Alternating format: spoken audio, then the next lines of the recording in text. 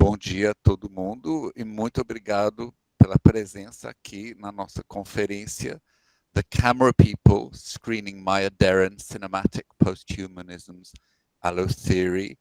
Estamos extremamente felizes de ter a presença de Michael McDonald, da Macewan University. Michael, thank you so much for being here with us. We're really happy to have you here with us. I'm going to revert to Portuguese for a brief introduction and with a brief bio about yourself. O Michael B. McDonald é um premiado cine-etnomusicólogo, professor de música e pesquisador na Faculdade de Belas Artes e Comunicação da Macewan University, localizada em Amisquati, Wasquahican, como os povos originários chamam Edmonton, Alberta, Canadá. O conceito de cineworlding, lembrando que world é mundo, então o conceito de cineworlding do professor McDonald é uma prática de pesquisa e criação cinematográfica que participa ativamente da criação ou worlding de realidades culturais, sociais ou ontológicas e se baseia em conceitos da filosofia, especialmente fenomenologia e pós-humanismo, teoria do cinema e etnografia, e é profundamente influenciado por pensadores como Aaron Manning, Donna Haraway, Gilles Deleuze, Trinh T. Minh e Edward Said. Michael, if I could hand over to you. Obrigado, Ricardo. Okay. Sharing the screen. There we go.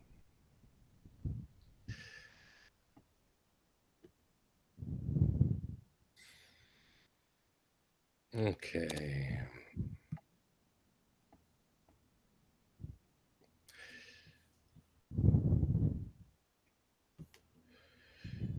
Good morning, everyone. Bom dia. The Camera People Screening Maya Deren. I am going to read this. I'm going to read the presentation. I have translated it into Portuguese and sent it along to Bibiana in case that would make it easier for everybody, and then later make it easier for questions. I'd really be interested in your feedback. This is likely going to be the first chapter of the next book, and the all of the chapters of the next book, except this first chapter, have already been written and published in various places. And what I'm trying to do now is tie it all together and try to make sense of the individual cases and the things that I've learned in the last little while.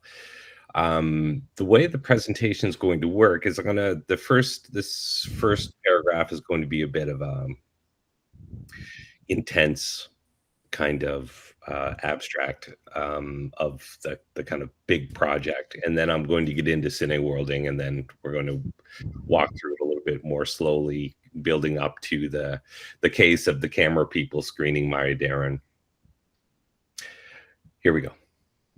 Art and research education have each traditionally been about internalizing the rules, histories, and objects of artists and researchers.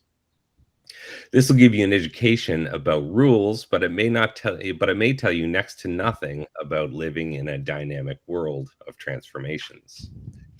Worlds are not fixed, they're worldings. Worldings are the interplay of three large systems of the biosphere, semisphere, and technosphere in dynamic relation with each other.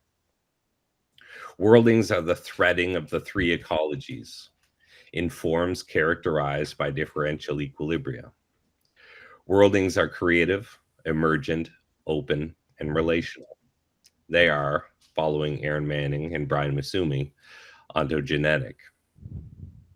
Cineworlding as a cinematic research creation practice is an improvisational play of difference enacted through cinematic techniques and technologies. Play is a trans-individual transformation by animals that rupture reality. This impersonal force of the trans-individual transformation is harnessed by human animals in rituals that ride a rupture to expose an infra-thin in worldings, thresholds at various scales of becoming animal, person, persona, social group. How the exposed materials of ruptured reality are reorganized, weaved together in a new form is worlding. Cineworlding is the practice of using cinematic play to open up processual weavings of reality in a universe of difference, and then reporting on this journey. This proposition began to form in the making of the film Waiting to Connect. My Cineworlding collaborator and research assistant, Anna Kulkin, was making a behind-the-scenes documentary about starring in the film. We took turns interviewing each other, and she focused on the strange experience of playing herself in our film. When asked to play herself, the question of who Anna was emerged in the form of a problem. She said, "Be Anna." "Okay, I'm Anna." "Wait, who's Anna?" Jean Rouch asked a similar question in his film with Edgar Morin, asking whether it's possible to expect that someone can be themselves in front of a camera.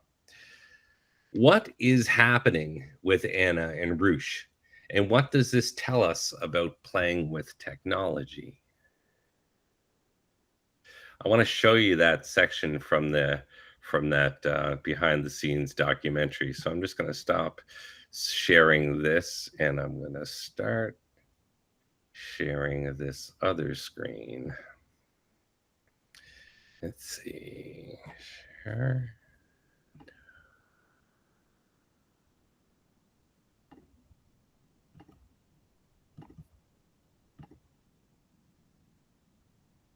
There we go. This in a way, but it was really cool to have all of us involved. There's only 3 of us. It's interesting because, like, I think a lot of actors are, you're given a character, so then you have time to, like, figure out what this character is like, what his life's like. There's more backstory and all this, but this is different because, like, you're just being yourself. But like, I think a lot of people, when a camera is pointed at them, they just go, like, kind of into a little fetal position because it's just weird to them, even though it's like, you're just be yourself. You're yourself every day. Why is this any different? And so when the camera comes on, you're just like, because for me, I don't have any acting experience. I was in plays in high school. That's completely different. But Francisco, he's been in front of the camera. He has lots of experience. So for him, this is quite natural for him. You can tell. On me, I'm just like, oh my God, like, be Anna. But I am Anna. Who's Anna? I'm Anna. Oh my God. Like. Seulement, je ne sais pas si nous arriverons à enregistrer une conversation aussi normale qu'elle le serait s'il n'y avait pas de caméra. All right, so.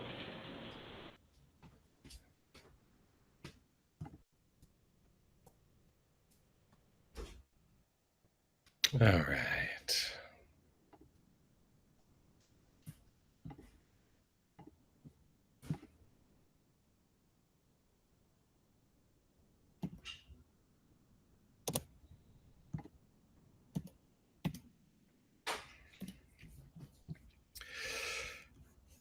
Many of us have probably felt the strange, self-conscious, and troubling affect generated by a camera's attention. Does this affect tell us something that too quickly gets overlooked as insecurity?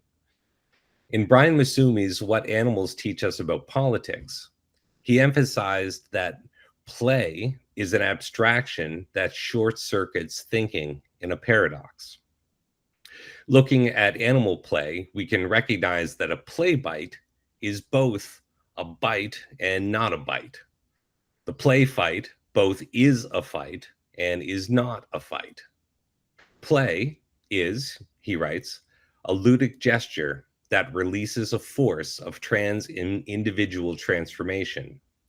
The ludic gesture is a form of abstraction, metacommunication, reflexivity, that opens the minimal difference between the play gesture and its analog in the arena of combat.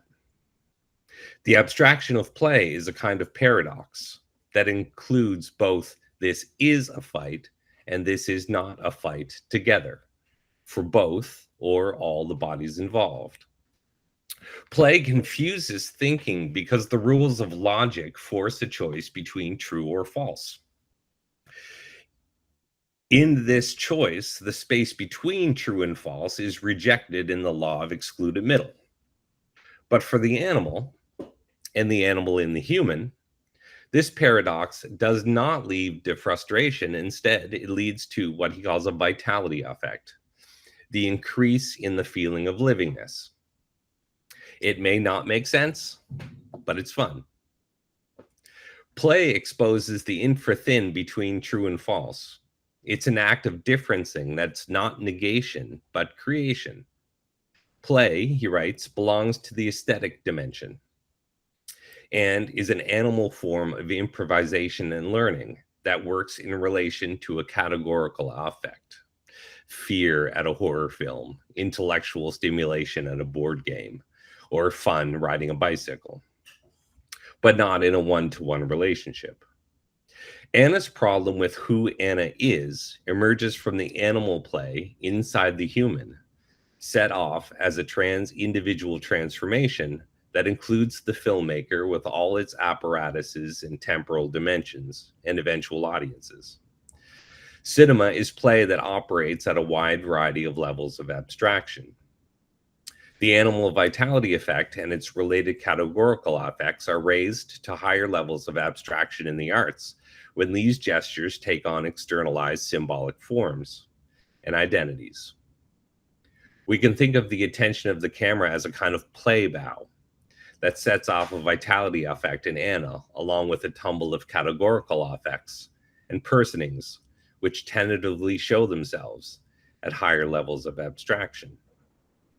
Play activates our animality, while it also shakes loose supposedly fixed categorical and cultural categories in ways that resonate with performativity in feminist posthumanism and feminist technoscience alike. That art involves meaning, and meaning is linguistic, does not explain or exhaust what art does. Neither does art become exhausted by its identity associations, so often the concern of music ethnography. Animal play provides another starting point for thinking about posthumanism and art-based research, because we are, after all, animals with technology.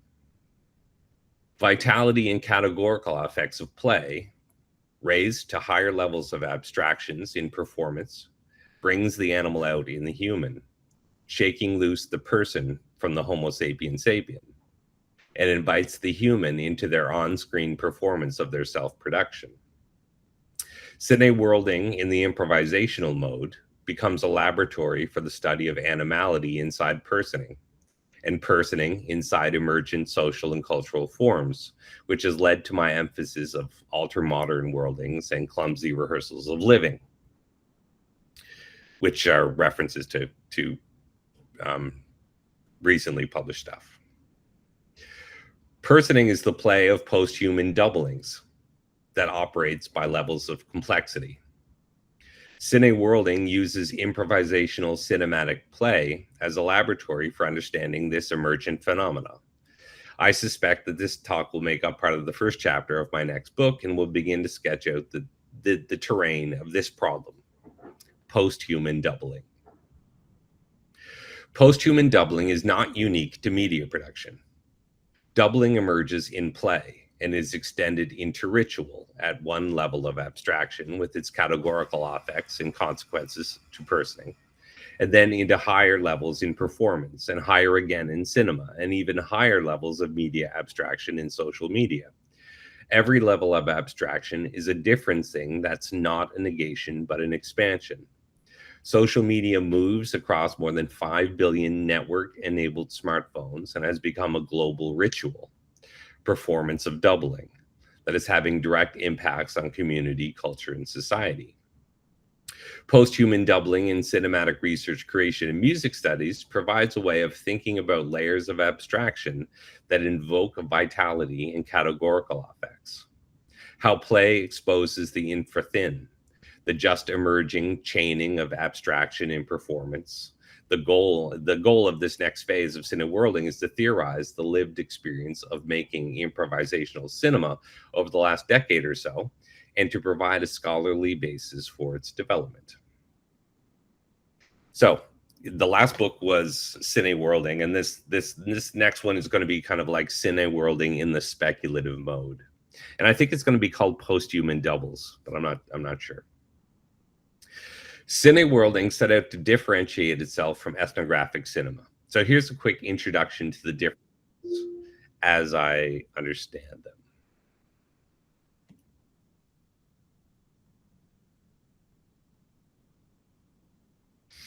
The goal of this difference is not to denounce visual anthropology in any way. Instead, Cineworlding renames the concept of ethnofiction, which is often associated with Jean Rouch, a significant influence in my work. Rouch himself did not call his work ethnofiction, but instead called it cinema verite, and tried to keep his approach separate from the documentary approach of direct cinema. The next book seeks to further differentiate cineworlding from post-realist cinema, a cinematic form that even I sometimes associate with it. Post-realism and cineworlding have a lot in common, but they do things in different ways. I think probably the big thing for me with the anti-realism part, the challenge the notion of objectivity in film. As I'll get to in a little bit, ethnographic film is really about representation. Its representation is super important, and representation and authority. And there's a lot of time spent in ethnomusicology. I'm talking about authenticity and authority and objectivity, and it's gotten to the point where art modes or art making modes, which clearly do things because we experience them. They're transformative. There's a lot of really amazing and very philosophically complex things happening in play that I, in my personal experience, have found to be not included, and not included in a not included in a thoughtful way, but not included in a way that suggests to me that we haven't really thought about how actually complex these things are. So making improvisational films in musical spaces has required me to I think make really philosophically deep arguments about what I'm doing, because there is a resistance to the feeling that the work is not scientific. It's not scientific enough unless it maintains a particular kind of performance of scientific ethnography, which I think is getting in the way. I think that the performance of the scientific ethnography, the performance itself of the scientific ethnography, is actually, as I argue in Cineworlding, it's actually a kind of anti-science thing, because it's actually getting in the way of experimentation, which is not, I think, not the goal. So part 2. Cineworlding, Emergence, and the Camera People Screening Maya Deren. So, the title. Now to the title of the talk. The situation of the camera people screening Maya Deren. In 1992, the American essayist Elliot Weinberger wrote The Camera People, reversing the gaze from ethnographic films to the cultural beliefs of visual anthropologists. The camera people, he wrote, quote, worship a terrifying deity known as reality, whose eternal enemy is its evil twin, art. He wondered how it is that ethnographic film, defined as films about people and therefore without limit, have developed such limiting definitions, processes, and outcomes expressed in limitations of approach, style, method, and content. I experienced this limitation in my early training that sought to define whether my work was meant to be art or research. I couldn't decide.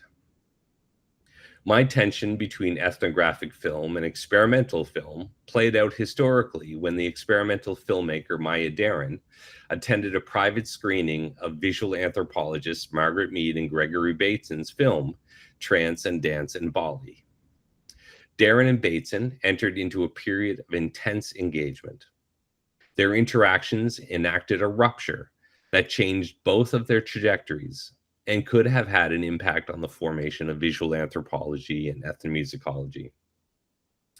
Cineworlding is a speculative child of this interaction.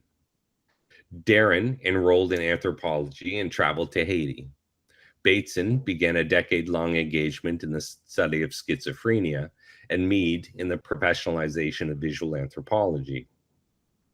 In preparation for this talk, I wrote a short script about this event and then used a text to video AI to make a short film. I'm just going to show you this short film and then we can I'll come back to talking about it in a little bit.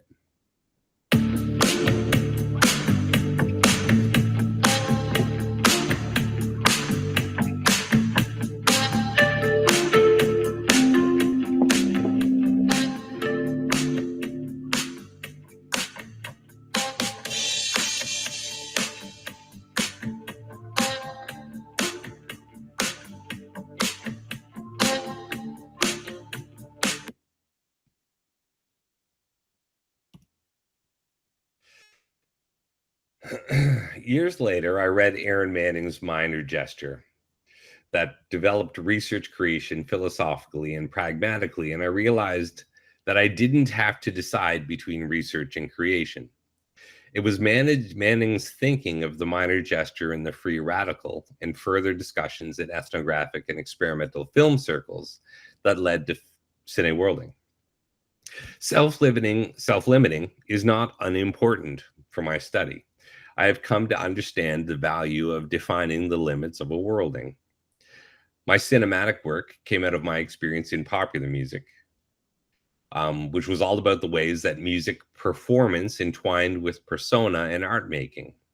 For me, which was all about the matrix that I'm now calling personing. Personing is about the interplay of persona in both the performance studies and the Jungian psychoanalytic space. Art making taps into the vitality effect, bringing forward the animal immanent to the human and ritually opens space for the formation of new artistic persona. I've since collected testimony in a number of my films about the psychosocial entanglement between the artistic persona and the civilian persona and the kinds of struggles that those two persona have when they're either going out on the road or more often when they come back off the road and have to resettle into their domestic lives. I'm interested in the image of the camera people screening Maya Deren because of what happened at that screening. The camera people become possessed in a cinematic ritual of personing. Deren rejected distinctions between art and science, developing and theorizing experimental cine-ethnography that mixed, quote, art, magic, and social analysis, describing bourgeois rituals as being socially structured but also open to dreamlike reconfigurations. Deren's experimental cinema developed, quote, a technology of enchantment, a form of cinematic trance, and like Ziga Vertov's Kino Pravda and Ruch's Cine Trance, Deren sought to be transformed, possessed, made different through each project, move towards finding the breaks not establishing continuity. She was, in my view, cine worlding. Maya Deren, Bertov, Ruch all used improvisational cinematic methods and all found themselves drawn into and reporting on the vitality and categorical effects of cinematic ritual trance. Ruch, as a camera body, a cyborgrapher, the way I talk about it in cine worlding, was recognized as a kind of sorcerer whose camera initiated trance. This is the recognition of the trans-individual force of play, understood cross-culturally, with ritual practitioners who operate at the infra-thin, at the animal emergence, where the human is pushed aside and becomes susceptible to possession by the warm gods of transformation and the cold gods of technology.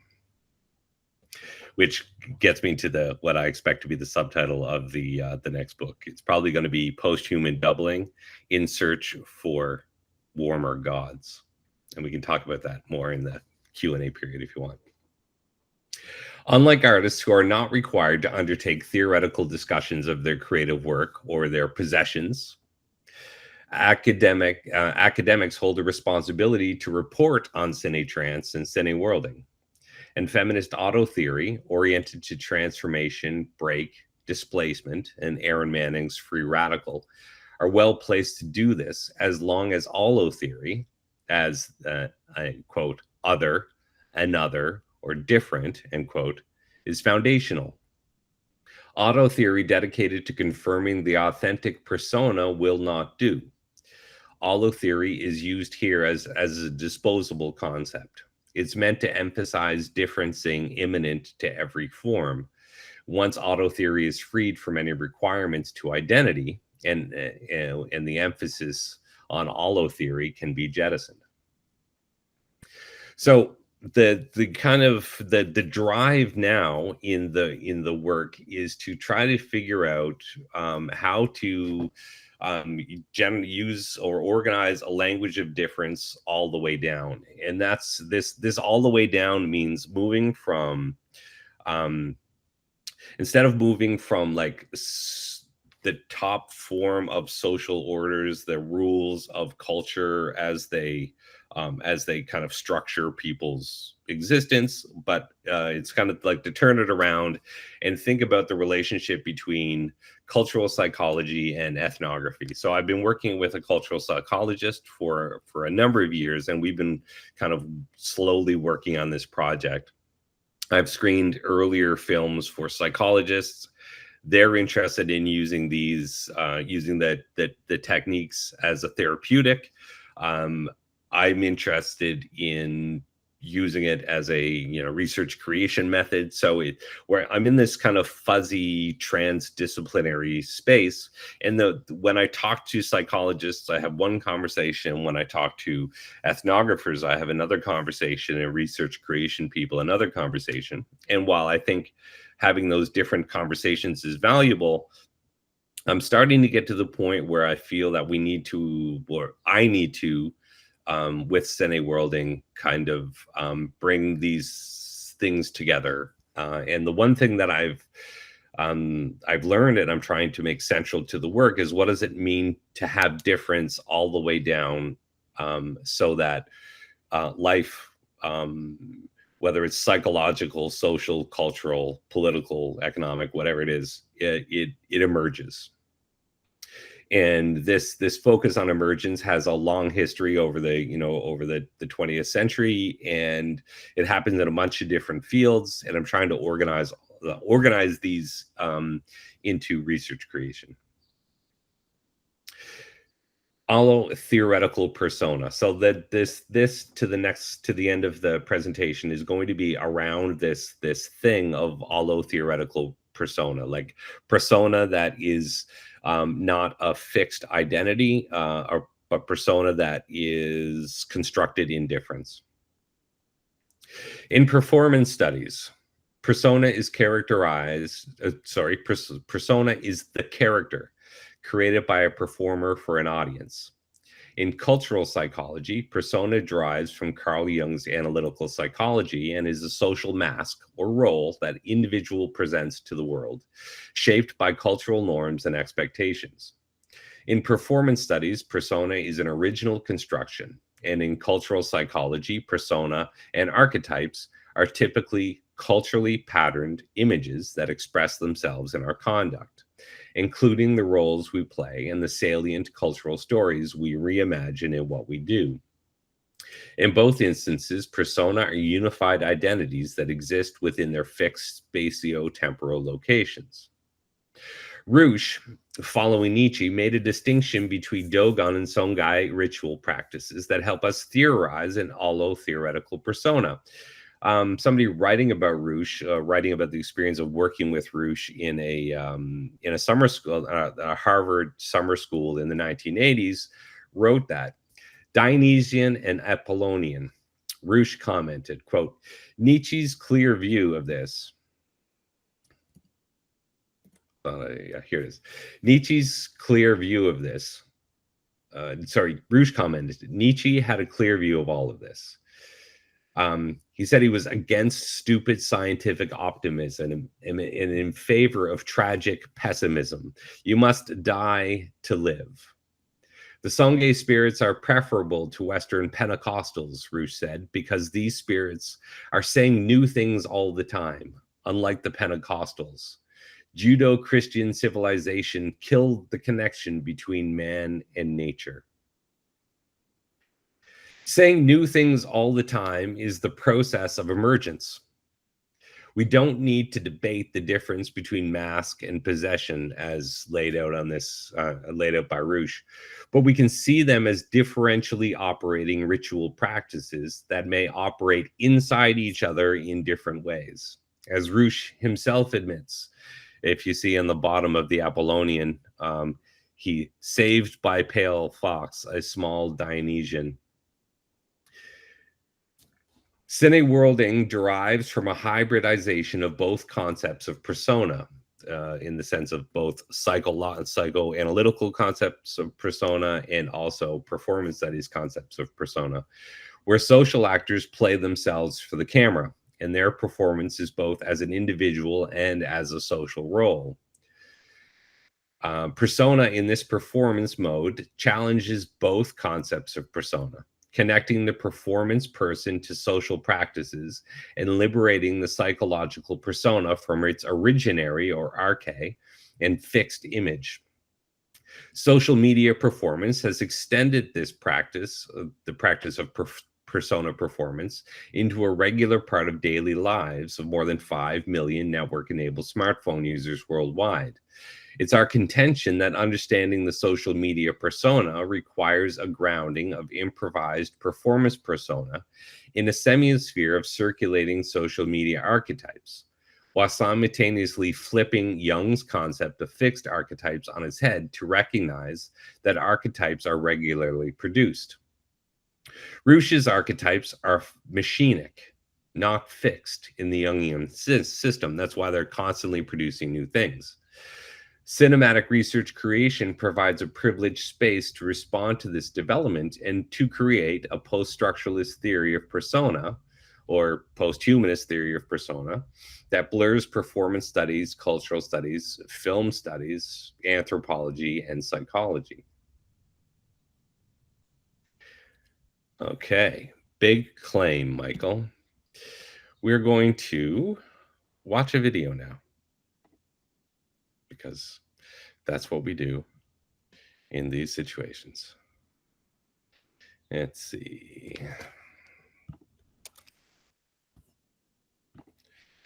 I'm just gonna get the video lined up for us. Okay.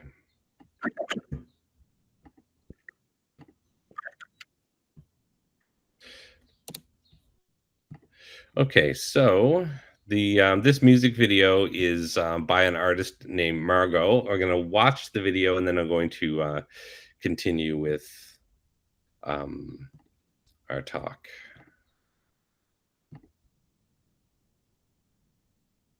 Whoops. I did it. Let's see. So here we go.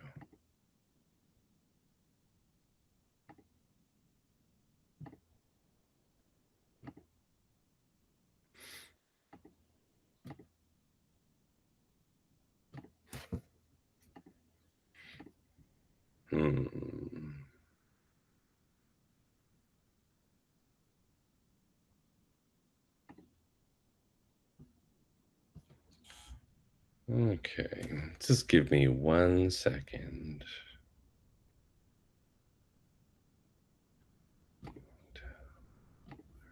There we go.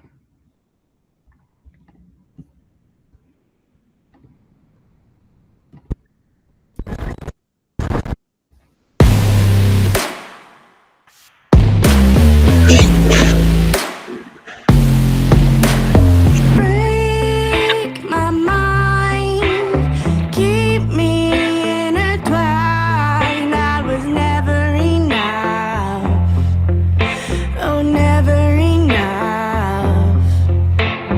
Give me a sign, put your hands in mine. I was never enough, oh, never enough. I'm not broken, I'm just caught up in something real. Oh, I'm in between. I'm not broken, I'm just trying to find a way to my feet. Oh, I'm in between. I feel like I'm losing my mind. Oh, save me, save me, save me. I feel like I've run out of time. Oh, chasing, chasing, chasing. Was I blind? Your shadow claimed my light. I was never enough. Oh, never enough. Give me a sign.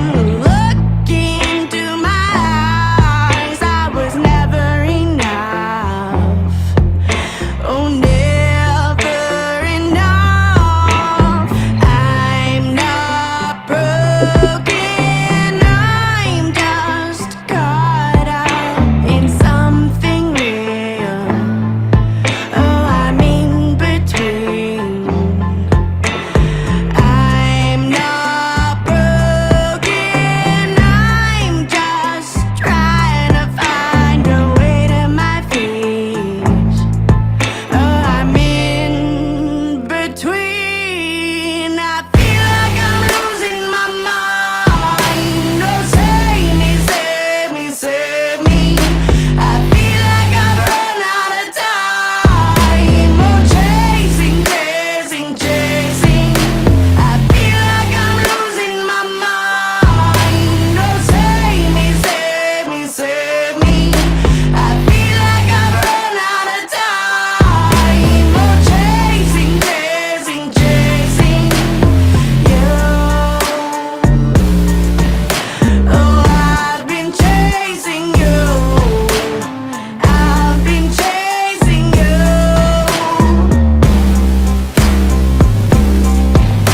I feel like I'm losing my mind. Oh, save me, save me, save me.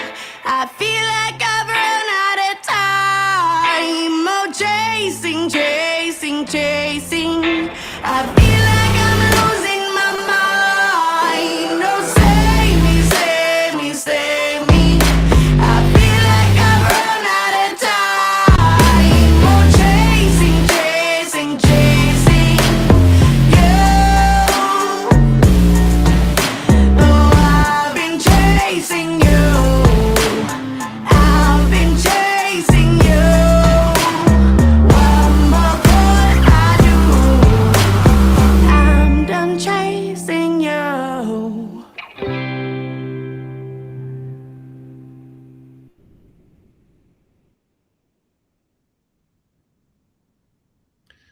All right.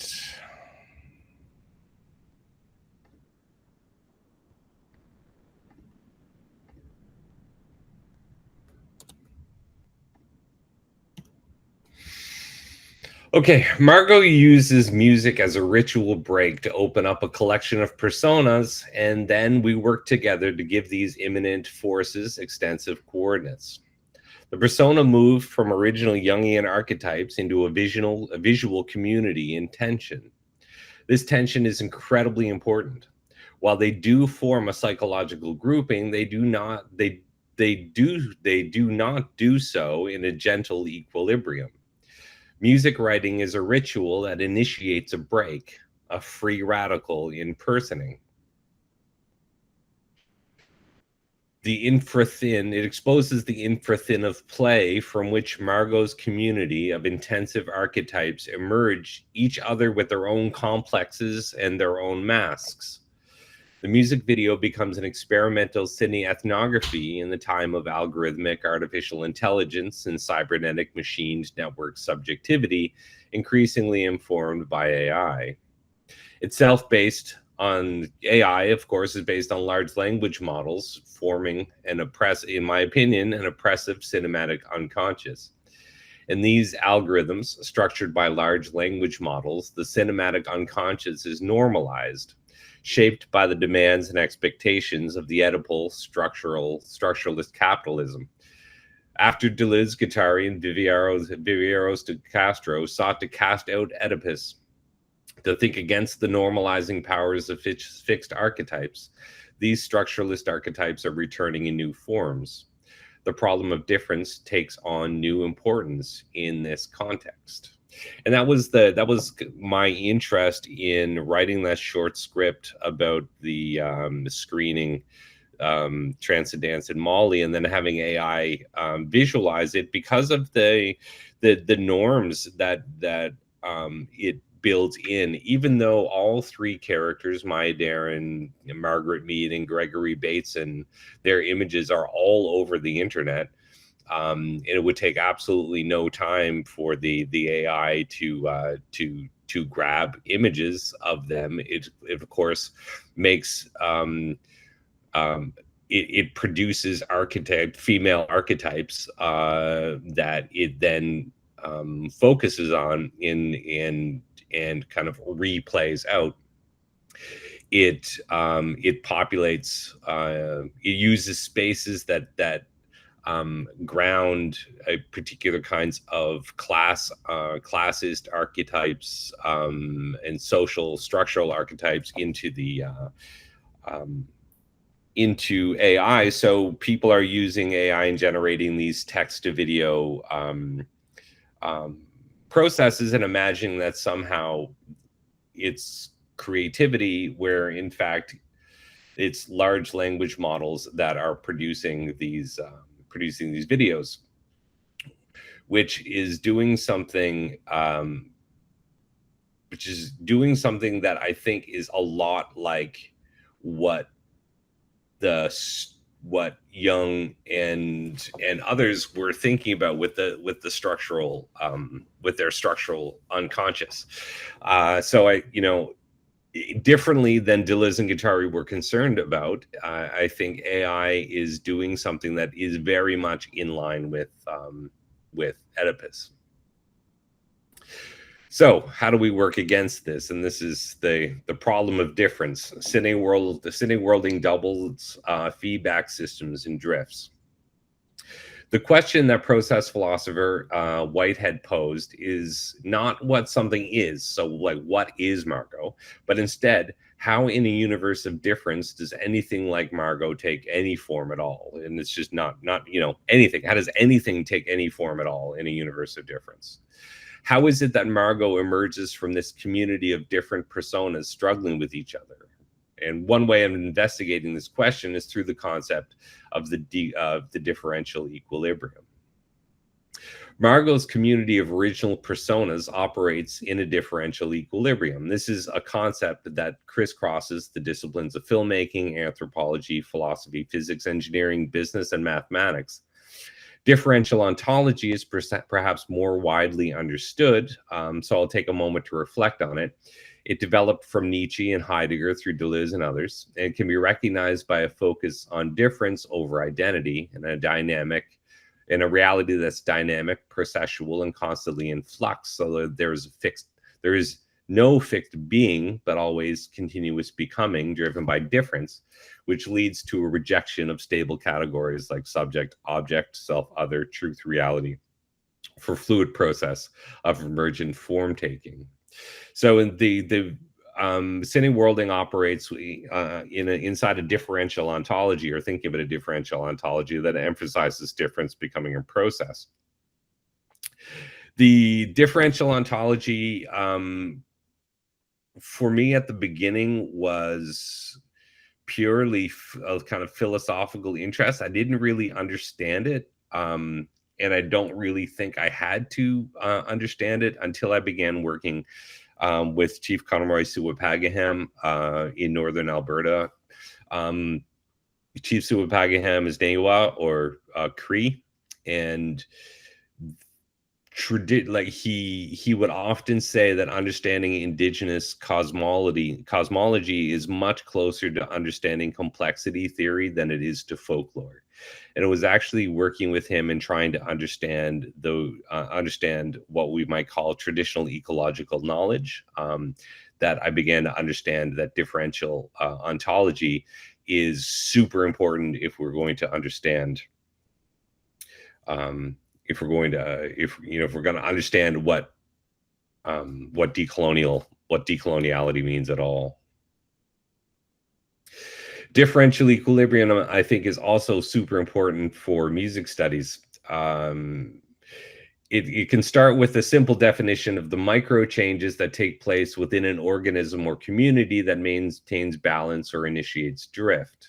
We might think of it as the micro level changings in tuning, tempo, timbre, and volume of each player in a music ensemble as they perform live, or the changes in the psychology of a person as they maintain their lives, changes between individuals as they maintain a social group, or the changes between social groups in a community. What was interesting about Margot is that project, that music video, became a way of exposing the complexity of personas that are built into her as an artist, and the tension that the tension and struggle that they are all in. It was very important for us that no one wins in the music video, that there's no formal end to it, that we still have all of those characters in circulation that are chasing each other, and they're all stuck, as she says, as the title of the song, they're all stuck in between. Now let's thinking about differential equilibrium, imagine a small ensemble of musicians where the drummer cuts the duration of an eighth note on the hi-hat. Sorry, I'm not picking on drummers. The bass player uses these durations to set the expectation for the kick drum and enters early. The tempo that the ensemble plays starts to drift. The song doesn't fall apart, but instead speeds up. If nothing is done to stop the drift, the song will indeed fall apart, transforming into something else or dissolving into chaos. This rarely happens with trained musicians, of course, but it happens nearly all the time when you get a non-musically trained audience clapping. They speed up until the organized clapping transforms into the rhythmic chaos we call applause. So this is an example of drift that leads to a new entity. Social and cultural research with an orientation to differential equilibrium can start with the assumption that social and cultural groups exist. And this does not have to be proven, obviously. We see them in the world. The question is, how do they maintain their consistency when everything inside and outside of them is constantly in flux? And this isn't answered by a good deal of social and cultural research that is built on top of a traditional ontology that assumes fixed and stable entities. Ethnography, when it's oriented to writing the rules of a culture, ignores the centrality of change.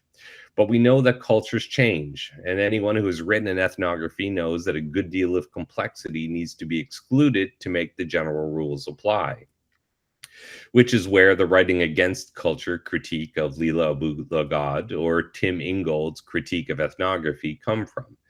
But instead of letting go of ethnography, perhaps we can reorient its focus. Instead of writing the rules of a culture in general, perhaps we can understand the micro processes of difference operating at many scales, imminent to the constant changing and adapting of forms. Identities live only when they change. From a traditional ontological position, this is a paradox, but from the orientation of a differential ontology, it is a rule. Differential equilibrium is about change. It's about the constant differences that need to take place inside whatever identity we're looking at.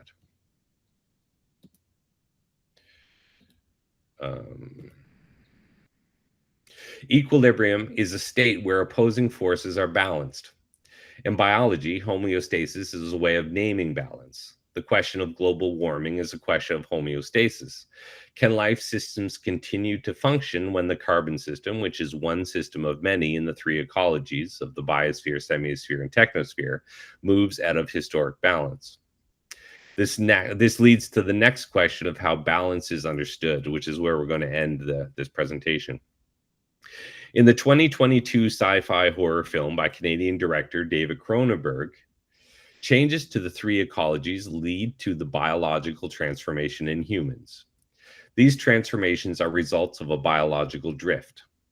It's no longer homeostasis in the classic definition of equilibrium, but it is equilibrium nonetheless, but one that now includes plastics, techno, petroleum, posthumanism. This is clearly not the feminist posthumanism that Rosa Braidotti desires, nor is it the Marxist feminist cyborg that Donna Haraway birthed into being. Cronenberg's posthumanism includes chemicals, plastics, and poisons. The human body is not enclosed in a static, unchanging system that requires everything to stay the same. Instead, it's an equilibrium that is always changing, a system that is always far from equilibrium.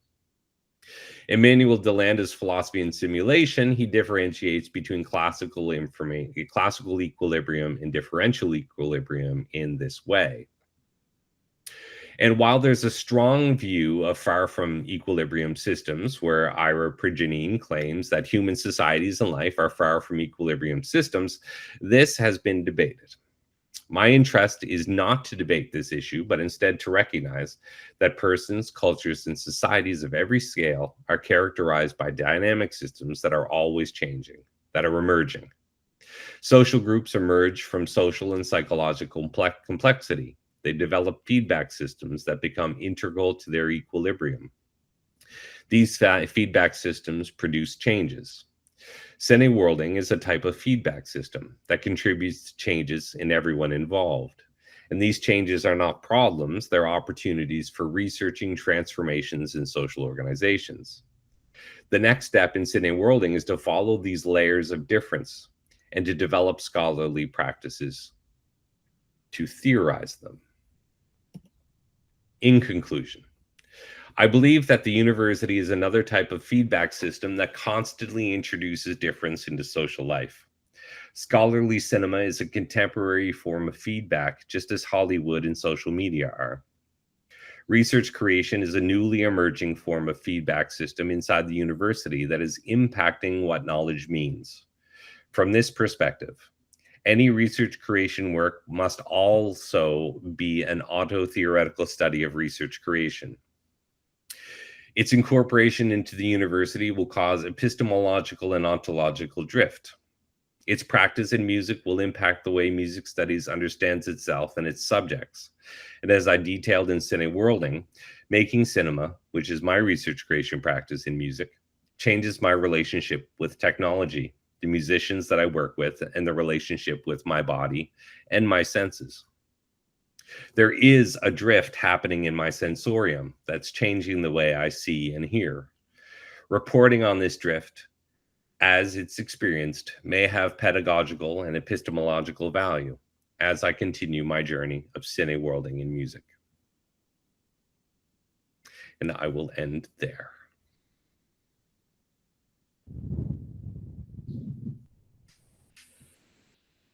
Michael, thank you so much.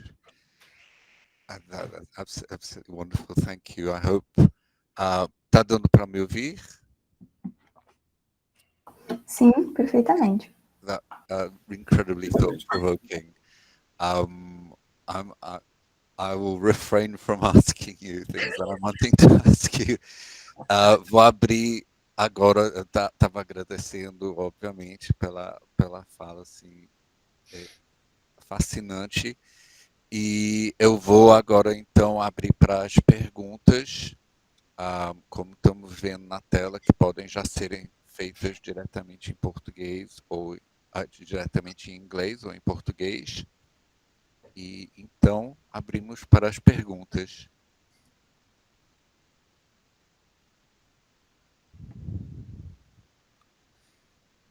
Deixa eu ver aqui no texto.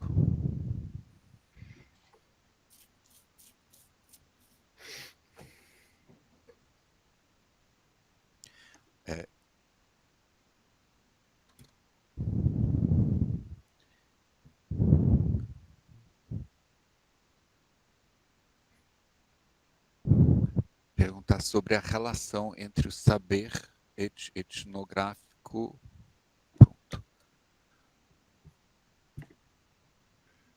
From Vitor Machado, thanking you very much for your talk.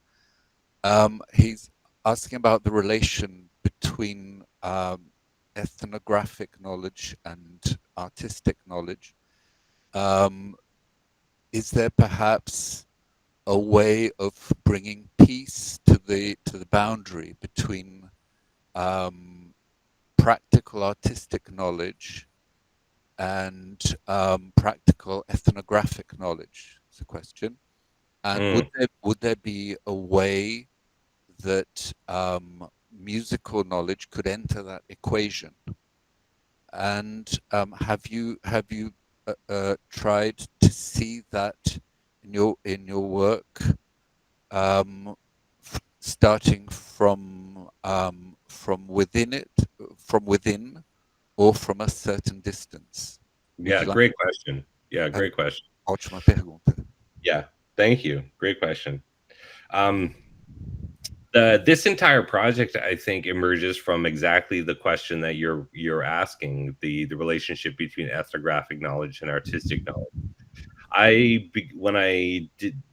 Soon after I finished my PhD, and all the time, in fact, when I was studying at the University of Alberta, I was teaching popular music, and I was teaching it in a university, in, I guess, the larger kind of liberal arts university.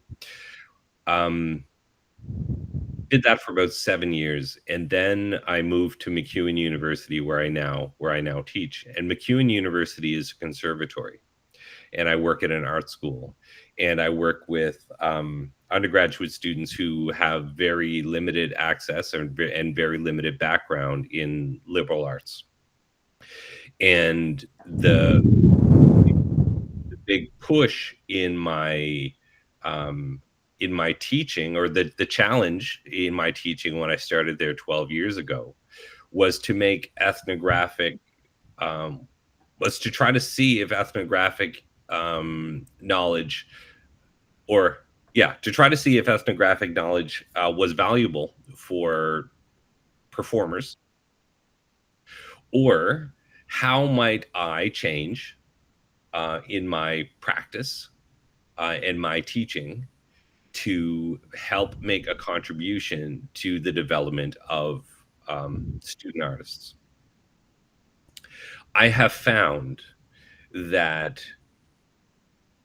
in a conservatory, students are provided very few opportunities to do two things that I think are very important. The first is to understand artistic process and to have some time and space to think about what artistic process is. Music schools are so focused on achieving the musical work that usually their entire experience is going from one work to the next. And they don't have a lot of time to think about what their process is or how they might develop their creative process. So we spend a lot of time doing autoethnography doing creative works and doing autoethnographies on those creative works, and then sharing that amongst students. The second thing that happens in a music school, in a conservatory, and certainly in my conservatory, which is a popular music and jazz program, is they spend an enormous amount of time thinking about sound and about thinking about their instruments. They spend most of their time by themselves practicing, or in small ensembles getting ready for a performance. But they don't actually have very much time or any time to think about and practice performing. And when I say performing, I don't mean just making sound on the instrument, which is how performance practice is understood in music studies more broadly. But I mean the ritualistic taking space on stage, working and intersecting with each other and an audience to produce an experience where sound is a very important part of the thing. But the performance itself is about the transformation of themselves as an ensemble and the audience in this space at this time. And I have found that many of the young performers that I work with walk on stage and somehow their body doesn't exist and the body of the audience doesn't exist. And I think that this is a cultural phenomena inside the conservatory that is somehow it's some inheritance from the university conservatory thing. Because as a performer who grew up in rock bands, cultivating the artistic persona and doing the performance in public spaces with audiences was very collaborative and was very performative in the performance studies space.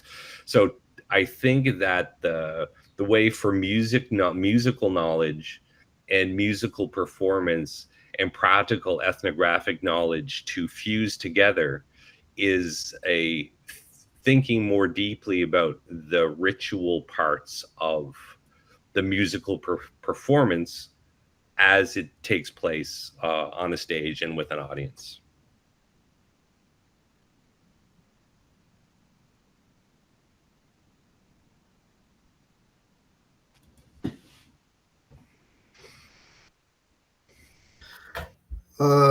Michael, I'd like to hear as well if you a bit more about your particular relation with music. Like, is there any kind of specific music world that you deal with? A bit more of where you came from.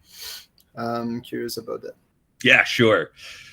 A biography. I grew up in Eastern Canada in traditional music family. My grandfather played fiddle in the Scottish tradition, and I learned to play piano in that environment. I learned a little bit of. I studied classical piano for time. Played in school bands. Played in rock bands. I toured in rock bands and in a country band from the probably 93 until 2000. From 2000 until 2006, I played in a jazz trio and I played bass in a flamenco ensemble. I directed a 75 voice gospel choir. I worked as a recording engineer and a live sound engineer. I played bass in a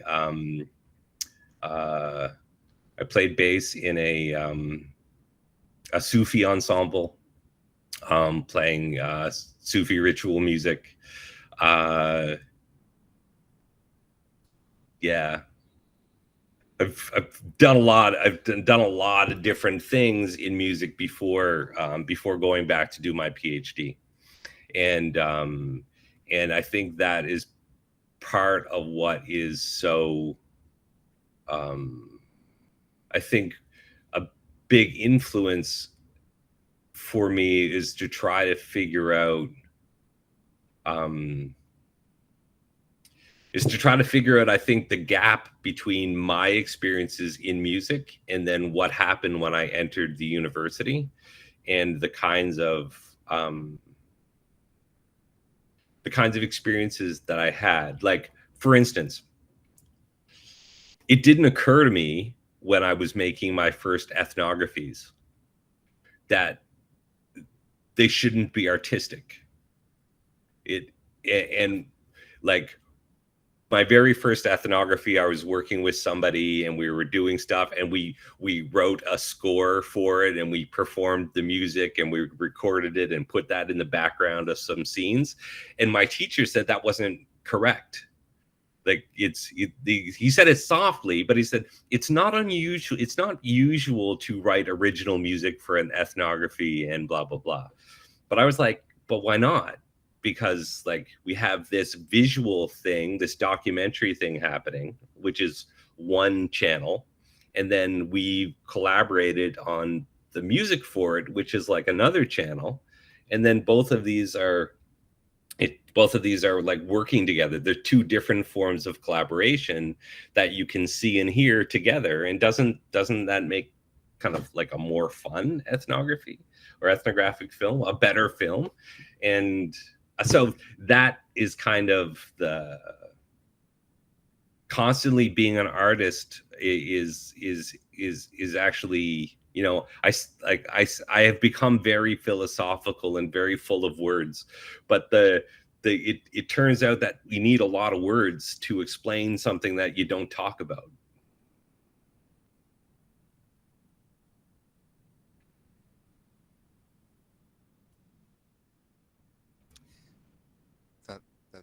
It makes a lot of sense that you need a lot of words to talk about something you don't talk about. I think that one definitely needs to be set in stone.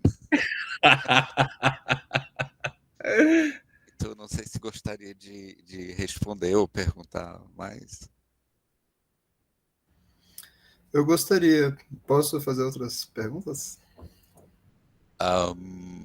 Não tem mais ninguém que... Eu acho que eu não estou vendo mais perguntas. Eu acho que sim. I wrote a question on the chat. Oh. But if Victor wants to continue, that's okay. Bem, vamos fazer o seguinte. Victor, a gente aguarda um instantinho. É breve a sua pergunta?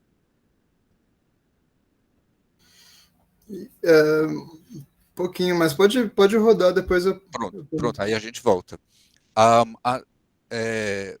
Michael, the next question, I'll just, it's in the chat and it's in English, but I'll Yes. read it out.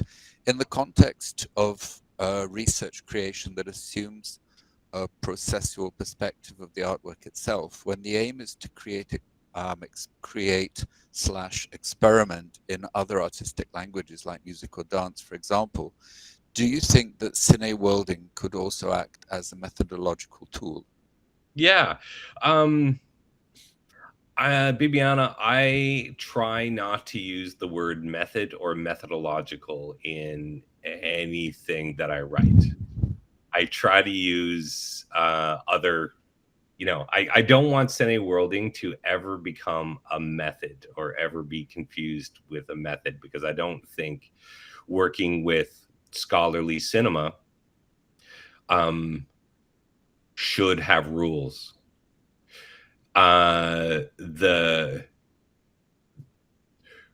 With music and dance, I mean, cinema has been part of music and dance since it was invented, and it has played a role in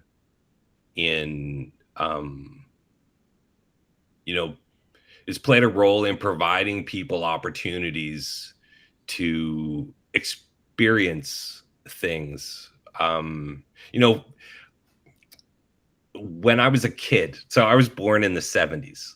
So when I was a kid, like in the mid 80s, I saw breakdancing on TV. And, hip hop became a global phenomena because of its relationship to TV screens and film screens. In the same way that jazz became a phenomenon, when it was on screen. Elvis was a phenomenon, from Elvis and the Beatles on TV. I mean, there's so many examples of the way that musical worlds have exploded because of the way they have captured and moved through other technological medium. That I think. I mean, it's fascinating. For instance, when you look at a history of music text, like a history of popular music text, how rarely they'll talk about radio, television, in the movies, usually in passing, but but music is still what comes off the record, and I'm not sure I buy that. I'm not sure I buy that. I'm not sure I buy our definition of music as sound. And I don't believe that music as a I believe music as a category, as it's generally used, is too limited. Christopher Small's book Musicking is probably the most provocative book that I can think of that tries to push the parameters of music. And Christopher Small really is my starting place. He is how I learned about who Gregory Bateson was, because what Christopher Small tries to do is to apply Gregory Bateson to music studies. But I think Small made a mistake. I think the concept of musicking is great, but I think what happens is when it gets used, people swap music and musicking as if nothing changes except that we recognize it as a verb. What Christopher Small does when he starts with musicking, he does this very radical thing. He grabs Bateson's Steps to an Ecology of Mind and says, look, music is not a noun, it's a verb, it's a process. But then the next thing he does is he creates an abstract concert hall that says he says it could be anywhere in the world. And now we're going to study how musicking happens. That's the wrong starting point. Like what Christopher Small, I think, and this is what I've been thinking about and trying to figure out how to do this. We need to have a different starting point. And the different starting point is not to assume that where music starts. Like when I teach non-music majors about music, I don't push play and say, this is music. I start with a room without music and recognize, okay, let's pay attention to this environment. This is what this environment feels like at this moment. Then push play. And what happens is the sound of music organizes the space into a separate event, into a separate experience that's different than it was a moment ago. That is a kind of stage without a stage. This it gets us to the what Deleuze calls the territoriality of music. Its ability to territorialize and use whatever it has at its disposal to territorialize, whether it's you whistling, in the corner of a room and territorializing the space that anyone could hear, or somebody, knocking on your classroom door because you're playing the music too loud and you're interrupting their lecture. That interruption is a recognition of you territorializing their space. Music territorializes, it occupies our minds. It makes it like difficult to tear ourselves away from that. Everything else needs to be stacked on top of that process that emerges from the human animal making sound. So I think musicking, if we start without thinking about the concert hall, we don't need the concert hall to understand music. And we certainly don't need it to understand musicking. We need to start without any of that. And we need to then work from the melody or the pulse from that to everything else, so that the concert hall becomes something that gets added on to or organized. I would even go so far as to say organized by sound to it exists in service of, in the same way that audio recording that was invented for courtroom stenography and in business practices gets turned into records. Music captured the technology and made it work for the propagation of music. In that sense, you can't separate record production from music. You can't separate a performance hall from music. And I don't think you can separate your phone or this laptop from music. It is going to capture it to itself. So the idea of cine worlding was to have an other starting point for musicking. It was originally called cine musicking, but then I kept getting stuck in predefined spaces. And when I was working with indigenous folks, when I kept asking them about music, they kept I was expecting, okay, we're going to talk about singing and drumming.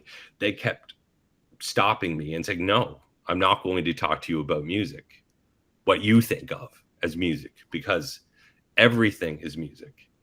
You can't separate songs from law, from kinship, from memory, from the land, from the cosmos. You can't do that. You want to hear sound, and you're going to tell other people that this is music, but it's only a limited part of what music is. And that took me years to kind of get my head around. And all of the methods that I tried to use kept getting in the way and kept shrinking what music is to this performance. When the act of making sound, let's take a violin or your voice. The act of making sound is pushing air across a membrane to rub a bow across a string and make it vibrate. What we are doing is oscillating. We're making a difference in the universe. And that difference in the universe is what makes a sound. And that sound is then built into a collection of differences that makes a melody. And those collection of differences make a section. And those collection of sections make a song. And those collections of songs, and on and on and on. The starting point is differencing. And when the starting point is differencing, everything else, then it keeps going. And if you recognize a world that is constantly different and constantly differencing, you can't find the beginning or end of music, because it doesn't start anywhere.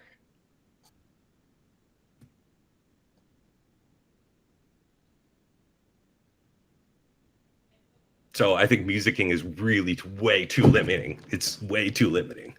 And I think it like, for all of the really exciting things, I think it limits, like, for instance, to answer your question a little bit more directly, imagine you're at a music festival. You have a band on stage playing.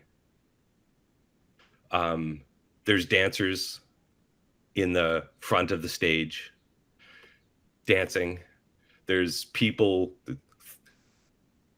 with fiery torches dancing and hula hoops. And then behind them, there's photographers and audio recordists and ethnomusicologists and arts-based researchers doing stuff, you know, all this going and going and going, where you have engineers doing the sound, you have the people that are, you know, running around backstage, you have the people that are putting up the fences, you have the people that are serving food. Like,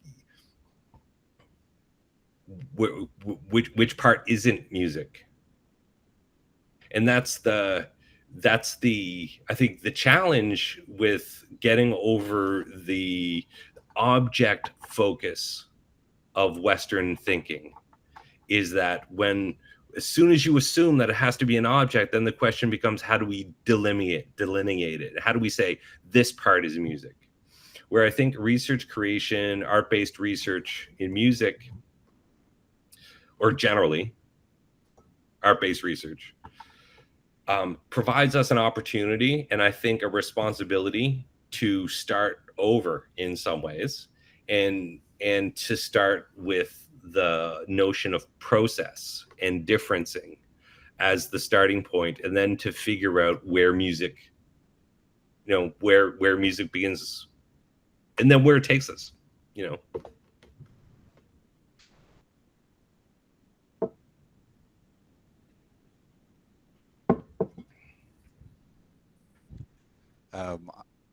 Well, Bibiana, would you like to reply to ask? I did. I need to read an essential part of her initial text where she says, "Thanks for your talk, Michael. It is always very inspiring listening to you." That was an integral part of her initial text. We started a little after 11, so we would have another 9 minutes. Vitor, I don't know if I think it might be a bit short a time. Acho que seria curto demais, 9 minutos. Será que dá para perguntar? Eu acho que pode. Se ninguém tiver mais pergunta, o Léo tem uma. I just have one small question, Michael. Thank you for your talk. It's inspiring a lot. You said the artistic creation, it's in your text. Whatever you can do in your work in terms of artistic creation, it must be understood as auto-theorically or auto-ethnography in terms of reading about Stevens and Lacasse, that's a Canadian also. Yep. Thinking. They said something about collective artistic creation. I think they work in studio records also. Yep. How do you, in terms of academic ecology, that we need to avoid that kind of report, describing the report or figurative report, how to avoid that kind of work? And remember your very nice article that you create a chat with ethnography and a reviewer. Yeah. Think about that three things that's amazing. How to avoid that perspective of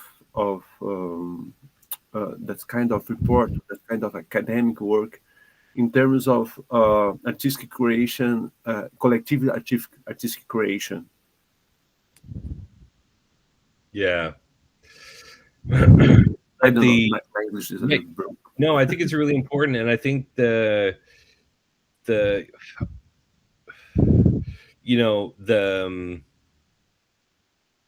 I love the Lacoste, and I love their work. I think that it's really super interesting. I think it's a really good start.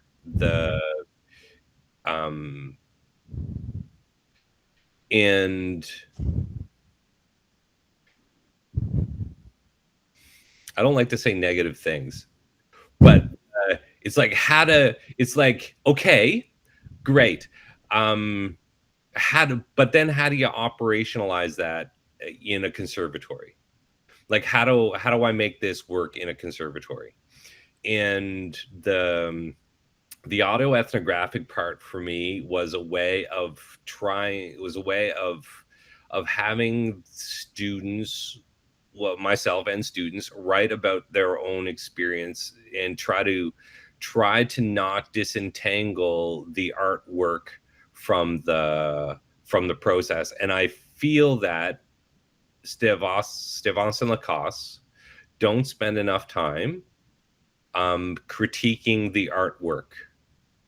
And I find that the artwork, even with like their concept, the concept that I use from them all the time, and is the structure between the conservatory and the research university, and the fracture in between those things, where they say this is where research creation can happen, to kind of suture together the research university and the research university and the conservatory.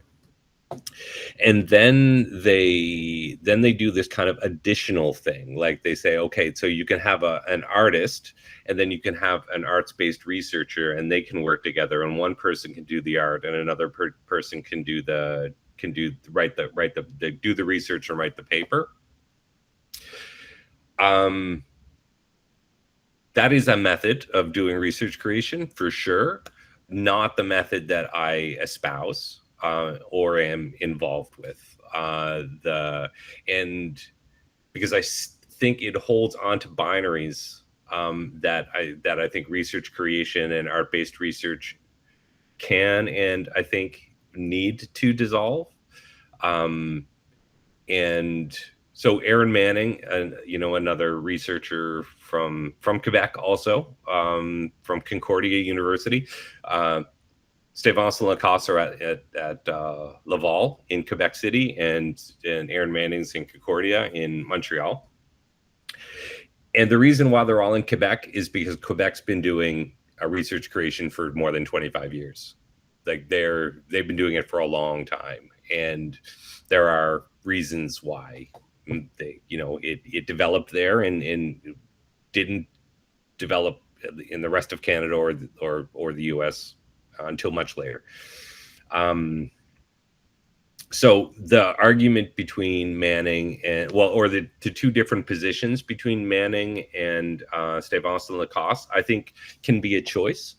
And for me, I don't like the idea of doing art-based research and then writing kind of the same old academic paper. Like Nietzsche has this great quote. He says, "Beware of new things being born old." And, and I think what he means is in the opportunity of something new developing, we have, we're going to put all this work in to develop this new thing. And as we're developing it, I think we have an opportunity to take on a lot of stuff. And I'm not sure that, like, I know for certain that my students don't need how to write an essay. They just don't. They're never going to write an essay again, ever. So I'm not going to waste time teaching them to write an essay. I am going to help them express themselves in some form, because expressing themselves is what they need to learn how to do. And autoethnography, it doesn't matter if it's a paragraph long or 8 pages long. It's about expressing themselves. And what happens with the students when I teach them how to do autoethnography, it's often students who don't believe in themselves, who would describe themselves as weaker students. I give them an option to write 1 page, 3 pages, or like 8 pages. And that's how they get their grade, C, B, and A. And the students start writing 1 page and then suddenly turns into 3 pages, and they won't realize they've only started it describing their experience, and suddenly they go from being expecting that they're a C student to becoming an A student, because once they start writing about themselves and expressing themselves, and they realize they have this freedom to express themselves, and they realize that they actually have ideas, that 6 pages, 7 pages is actually not that much when they're thinking about themselves, because it turns into a kind of journaling. So that's the kind of practice or world that I've been living in with, conservatory undergraduate students for the last 12 years. And it's, and I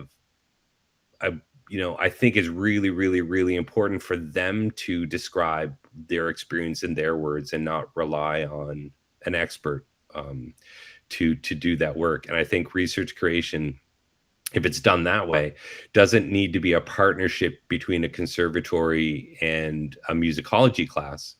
It can be done by student performers who are encouraged to investigate the mystery, like the eternal mystery of what it means to be creative for themselves.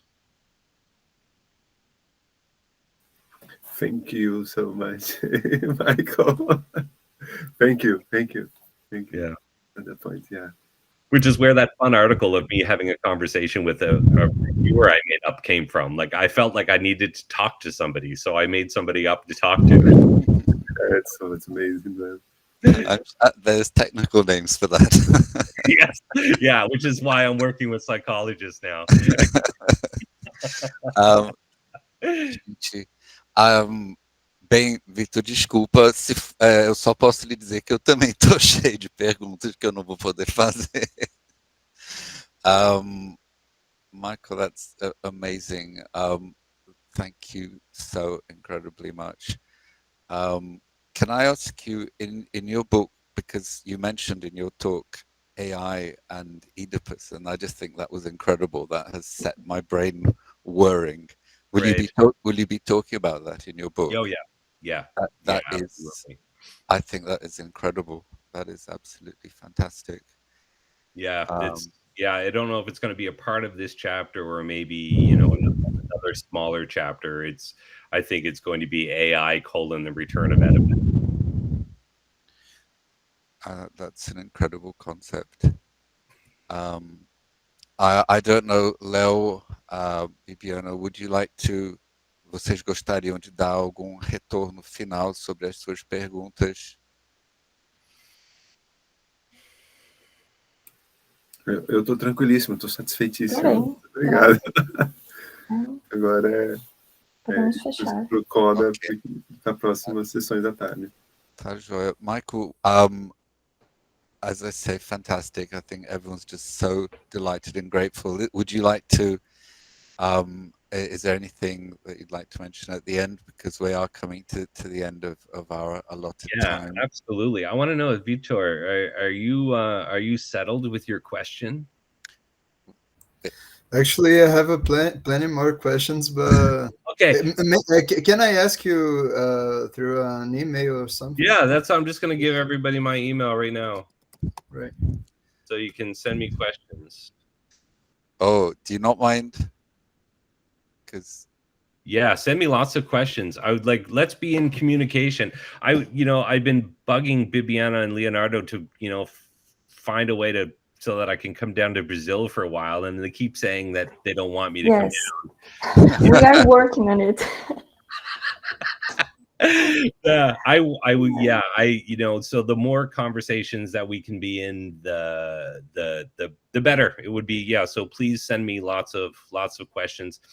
Every question that I answer is going to help with the writing of the next book, because I feel like things are starting to take form, but very precariously.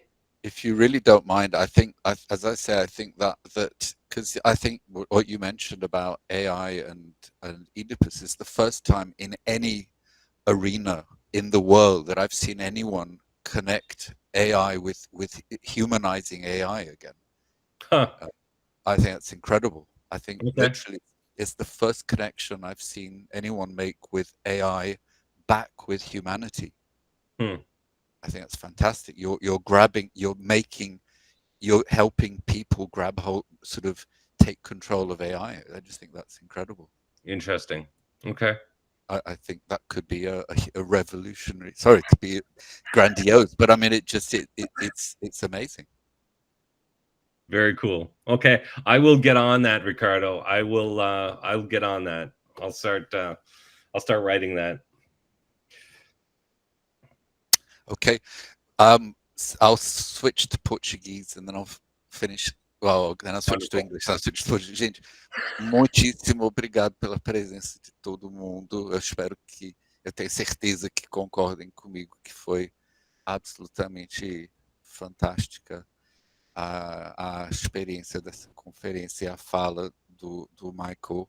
Obrigado mais uma vez pela presença, Michael. Thank you so much. That was wonderful. Thank you very much. Thank you, Ricardo and Leonardo and Bibiana and Vitor and everybody else. It was lovely to have this opportunity to have this conversation. And as always, as all of you know, having a deadline means you have to actually get something finished.